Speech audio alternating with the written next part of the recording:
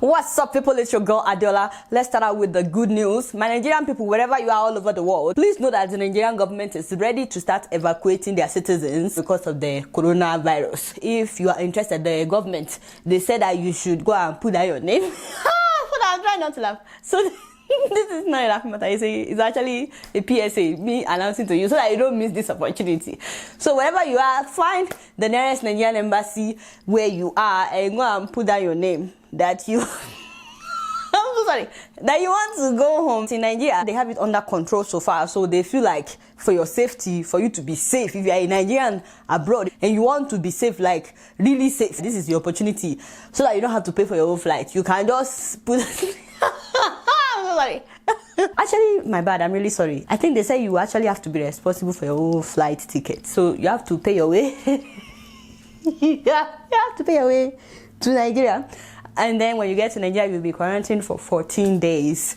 So just make sure that you are prepared for that. I mean, this is a huge opportunity because you never know. Maybe they will take you to Banana Island, for example. You may find yourself next door to Lina Ikeji. And better still, they may take people to Abuja, where you may find yourself as a next door neighbor to my uncle Dino Melai.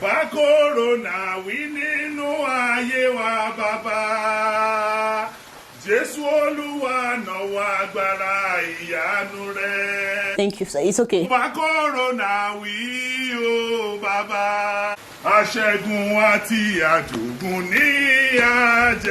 You know, he's already very excited. I'm sure that people would not mind being evacuated.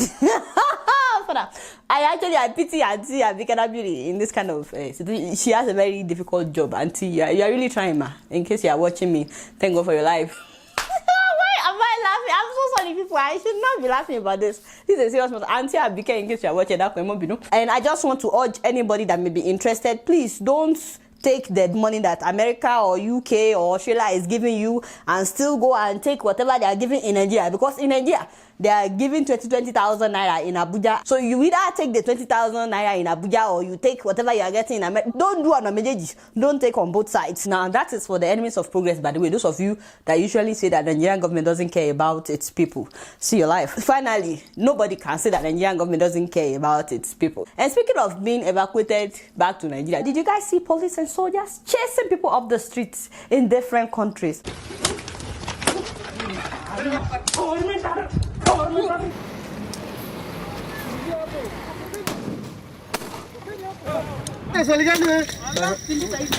this really necessary?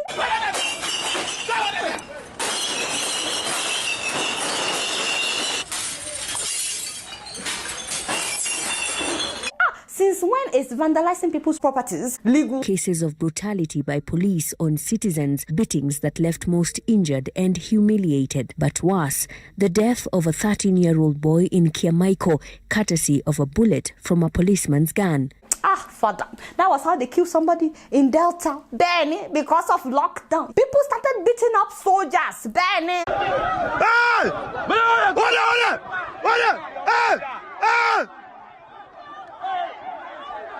Why must you? It was as if they were waiting just to harass people because they have that uniform. I'm on you. By the way, kudos to the chairman of the Abuja Traffic Task Force, that is Mr. Hikaru Atta, for how he is handling this situation. In Romans 13, chapter 1, verses 1 and 2, he was very explicit that all authorities that be are ordained of the Lord. Thank you, my father. Thank you so much, because some people, you have to quote the Bible for them before they will even listen to anything that you have to say. In Romans 13, verses 1 and 2, he told them to be subject to all authorities, for they that be are ordained of God.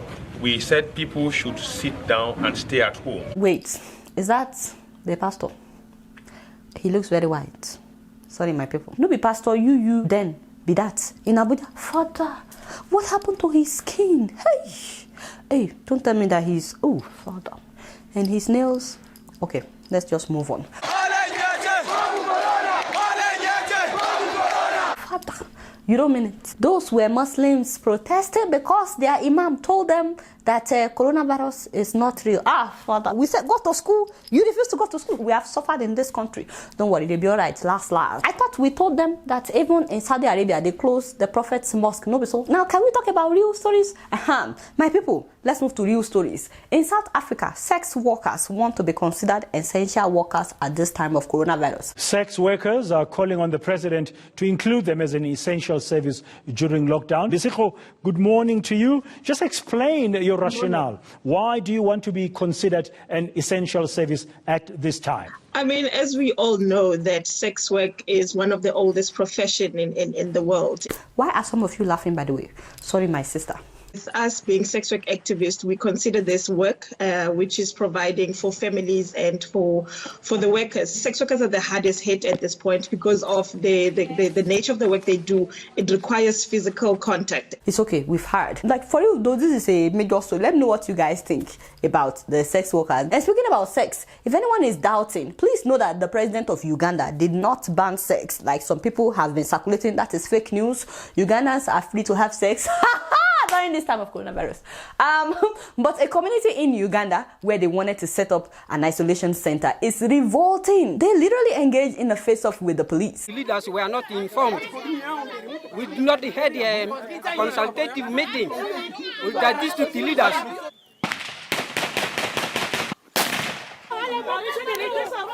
You know, I think it's a matter of understanding. They just needed to explain to people better. You know what I mean? But at the same time, I can't blame these people. The virus is crazy. It has killed more than 56,000 people worldwide. Honestly, my deepest condolences to anyone that has lost someone. Some people literally gave their lives, by the way. Like this retired Nigerian doctor in London. That is Dr. Alfa Sadu, who went back to work in order to help. When he contracted the virus after treating other people, his family wanted him to go to the hospital so bad, but he said no. He said someone else would need that bed at the hospital, because as you guys are aware, hospitals are running out of beds in the UK, in the US. People are literally being put on the floor. So he gave up a bed that he was supposed to occupy at the hospital, and guess what? He died.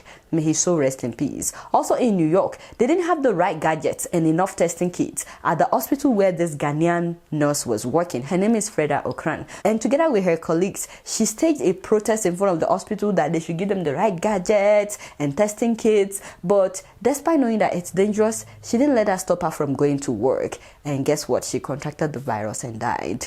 Also, this Italian priest literally gave up his ventilator to a younger patient. It wasn't even the hospital's ventilator. He's been using it for years because of a respiratory problem that he had. But when he contracted the virus and he was at the hospital, just when he needed his ventilator the most, he told them to give it to a younger person that was dying. And so he died so that that person could live. How many people can even do that? That's why I was so worried when I heard that we have only about 300 ventilators in all of Nigeria. I'm like, how?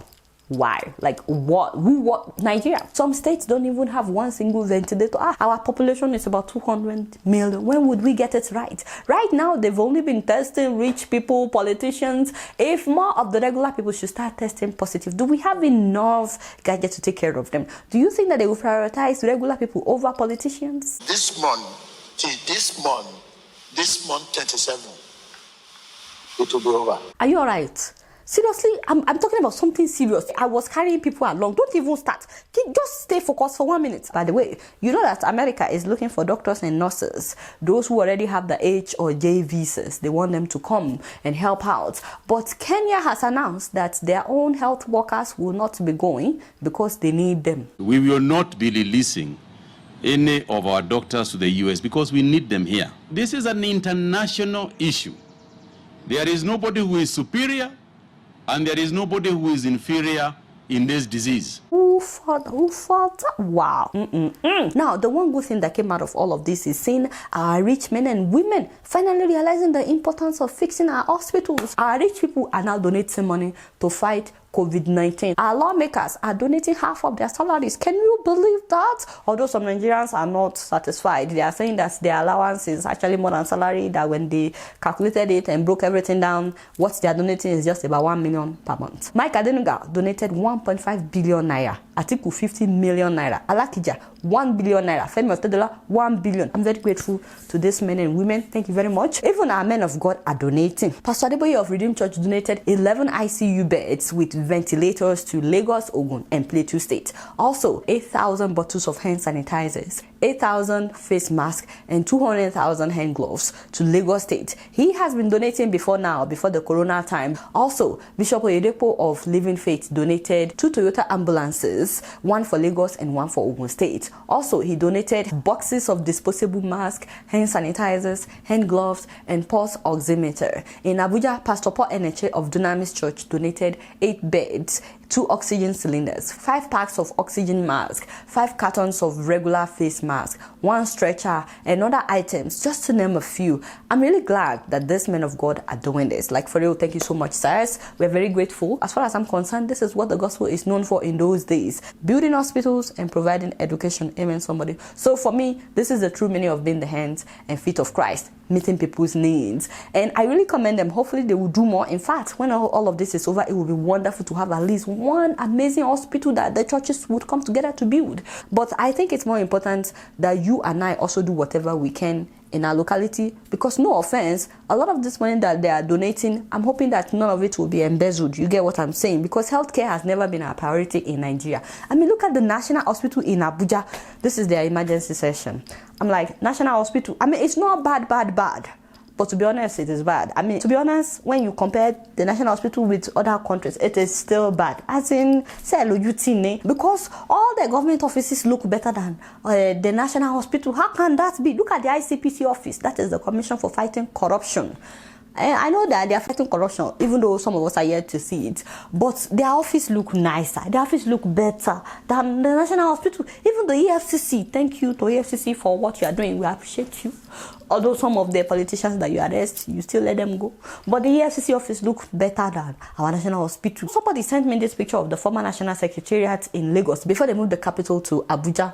Now the building has been abandoned for years. If that is the case, all this money that they are donating, they can just use that to convert this place into a nice hospital. Wouldn't that be nice? Wouldn't that be amazing? I mean, why can't we have hospitals that will look as nice as NNPC? Have you been to NNPC in Abuja? What? Is it too much to ask for hospitals that will look this nice in an oil-producing country? There's nothing wrong if we have hospitals that look that nice. Honestly, I cannot wait for the time that Nigeria will have hospitals that will look this good, so that when you enter, even if you are sick and you are shivering, the moment you enter the hospital like this, you feel better. You know what I mean? The outside looks nice, the inside looks nice. You go into the hospital and you already feel better before you see any doctor. So like I said, big people are doing their part. Let us also do our part. Don't ignore the elderly people in your neighborhood at this time. I'm begging you, please. If you have food, give them. If you have water, give them. If you know any single parent in your area, please share what you have with them. Because as much as we want people to stay home right now in different parts of Africa,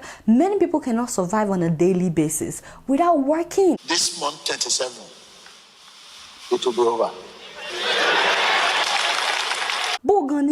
Exactly how is it doing you? I was talking about something serious. Now back to what I was saying. Huge shout out to all our health workers for risking their lives every day. Thank you so much, guys. These are some patients of COVID-19 in Nigeria, by the way, thanking their doctors and nurses for taking care of them. Thank you. You know that we are very grateful to all our doctors. I'm so glad that people are beating this virus in Nigeria. Tell them how you're feeling.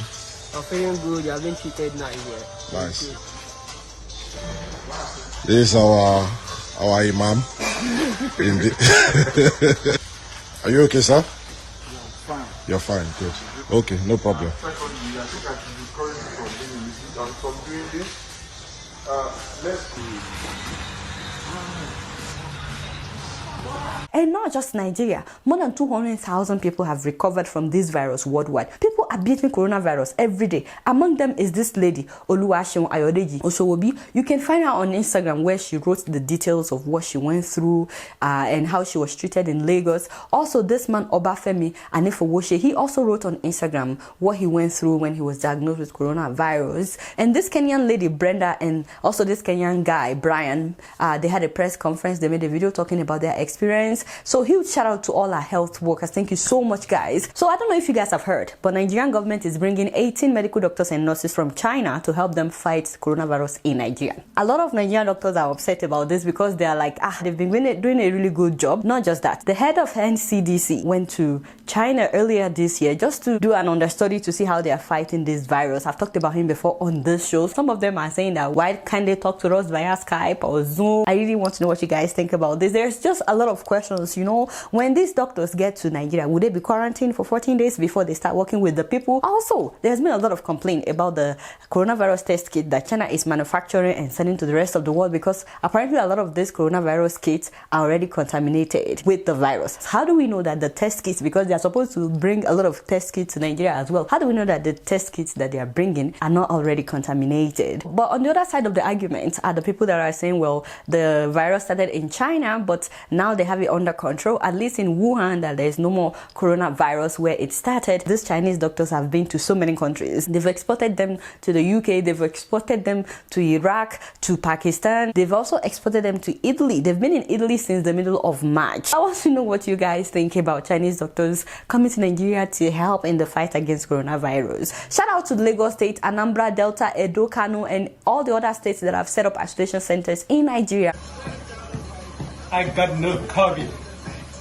Those who wish me to have COVID will have HIV. Are you alright?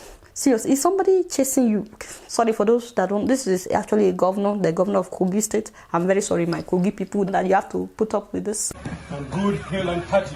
Koilo, I'm going to fire you. And he's supposedly the youngest governor in Nigeria. So Aliko Dangote is building an isolation center for Kano State. Also, Lagos converted Onika Stadium to an isolation center.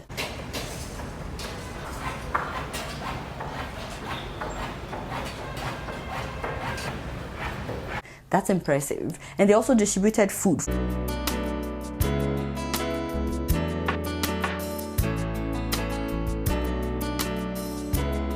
Oh, that is so nice. Although I think that the distribution in some parts of Lagos could have been done better because there was no social distancing. People were just fighting over food. By the way, I saw the video of one man complaining that the food was too small for his family. This is what they pick.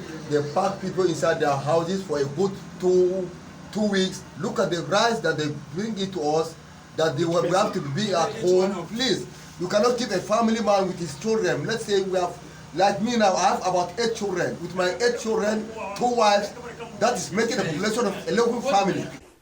Okay, let me know what you guys think in the comment section. Yes, the government can always do better, but I don't know, because honestly, this is, and I'm not yapping anyone, but personally, this is one of the reasons that I think people shouldn't have plenty of wives and children, because I feel bad. I feel really bad for those children, especially those children, because a lot of people, as you can see, they don't have savings. Wait. I'm a dad any Monday. Come on, I'm a share with me.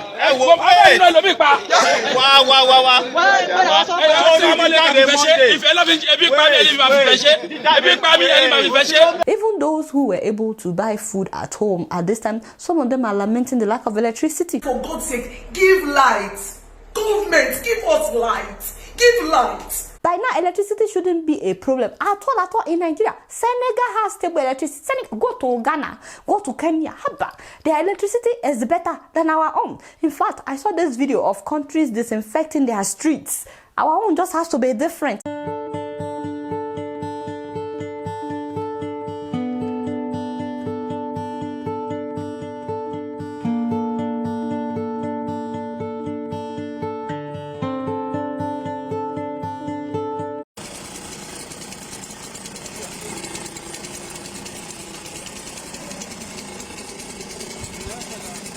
Did I ask you to play it? Now you are embarrassing Nigeria. Find something else.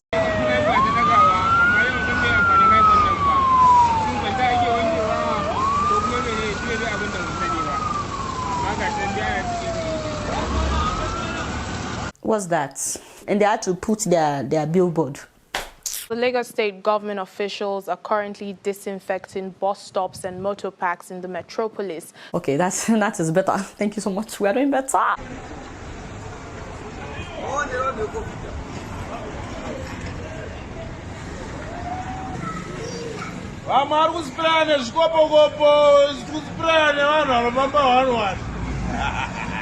Wait. Zimbabwe. Father, that is okay. I don't feel bad anymore. Sorry, my Zimbabwean people. Sorry, but it is well. Can you play it one more time?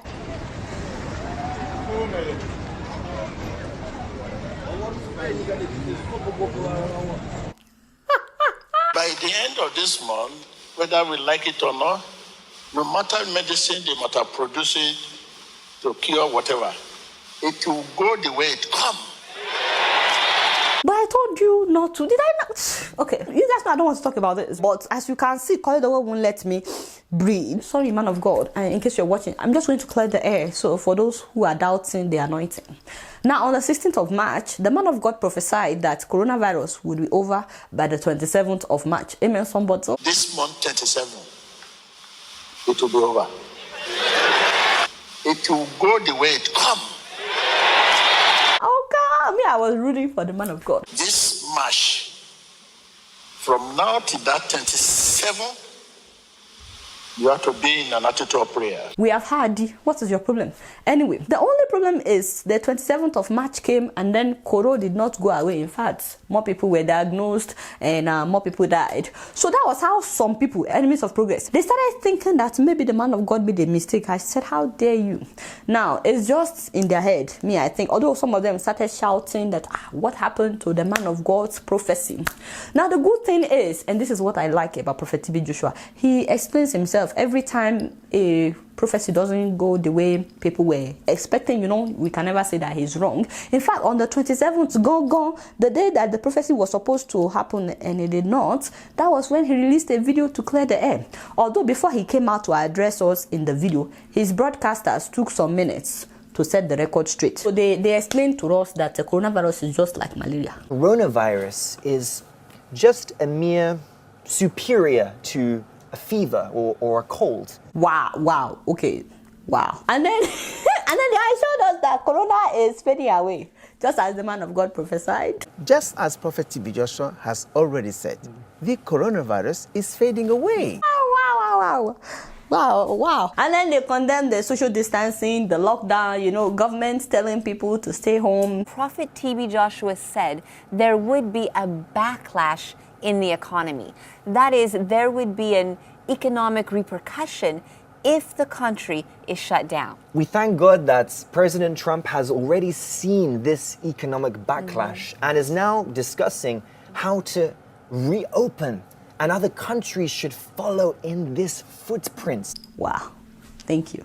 You see, you don't mean it. This is quality stuff. So it's better for people to contract the virus and get sick or maybe die than for the economy to be affected. I mean, that makes perfect sense. I know what some of you are thinking, by the way. You think that they are talking about their church's economy. Haba. They are not like that. They are not that kind of people. It's like, for real, they're just worried about the world's economy. In fact, they also revealed that the prophet wrote a letter to Donald Trump warning him against the lockdown. So I actually have the letter here that was sent to President Trump. This travel ban on flights from Europe will cause a backlash. It will affect the American economy the more, and also the world economy. It will also affect the forthcoming election in America in one way or another. The travel ban is not the best way to stop the spread of coronavirus. See, I'm very sure that Trump did not get the letter, because who is he to disobey the man of God? You cannot make this decision. And sure enough, the man of God himself later came out to address people in the video. But for some reason, which confused me a little bit, I was a little bit confused, sir, because you did not actually address the failed prophecy. I mean, the prophecy. Instead, the man of God demonstrated a revelation that he received from God about lemon and hot water. This is revelation. In the morning, you take a cup of hot water and 2 lemons. Cut them into small slices and put in the cup. After 3 to 5 minutes, begin to sip it. Refill it 3 times. So he cut lemon and added hot water. And he said that people should be drinking it. But you don't just drink it like that. That is dangerous. You have to follow the full instruction. He said that you need to drink it while pacing back and forth. I will advise you to walk around your compound, your premises as you are sipping. After 3 to 5 minutes, sip it as a drink. Did I mention that he said this was a revelation? This is revelation. From God. You know, normally I would have suggested that it works better when you add ginger and honey, but that wouldn't be a revelation. That's just something that people have been practicing for ages. So I don't want you to do anything that is against the will of God. Just do it as the man of God said. Just follow instructions, just lemon and hot water. To top it all, the man of God said we needed to add push-up to the lemon water. How amazing, how amazing. I mean, this is a revelation, guys. And he even shows you how to do it. When you wake up in the morning, this is my habit. I'm going to demonstrate it.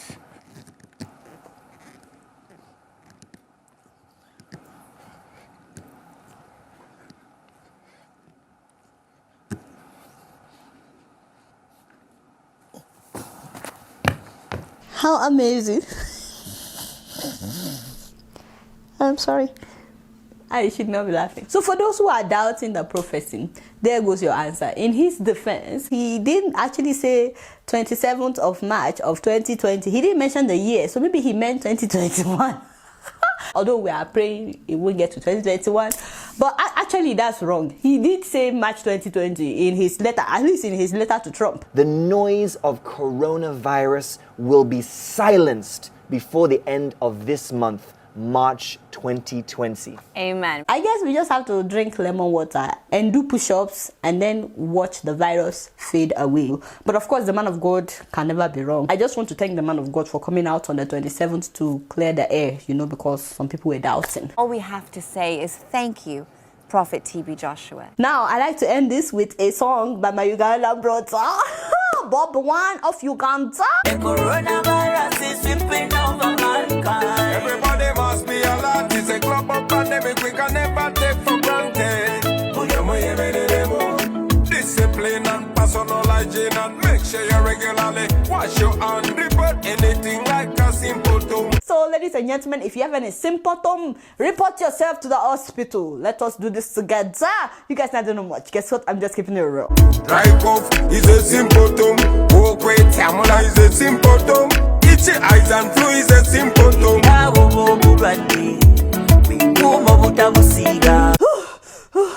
Father, I'm tired. My people, we all know the headache of sending money. Long lines, high fees, wasted time, too much wahala. But with SendWave, I can send anytime, anywhere, directly from my smartphone to Nigeria within seconds. Try it today and see how easy it is, even from the middle of nowhere. If you're yet to download SendWave, that is the fastest way of sending money without paying any transaction fee. If you live in the US, in the UK, Italy, Ireland, and Spain, this is the fastest way of sending money to Nigeria, Ghana, Tanzania, Uganda, and Kenya, especially during this time of coronavirus. And you don't need your social security anymore in order to use SendWave. So make sure that you download SendWave and use my name Madela as promo code for you to get $5 added to whatever you're sending to your loved ones before your first transaction. Enter my name before the first transaction and then you get the $5. Alright, y'all, don't forget to subscribe if you're yet to. Thanks to all our subscribers. Oh my god, we're getting close to 400,000 subscribers. Thank you so much, daddies and mummies, uncles and aunties. We're very, very grateful to you guys. Alright, y'all, it's been real and I'm keeping it right up in here. Don't forget to follow me on Facebook, Twitter, and Instagram. And if you're yet to subscribe to my YouTube channel, please make sure that you do that. Until next time, I must see you all later. Peace out.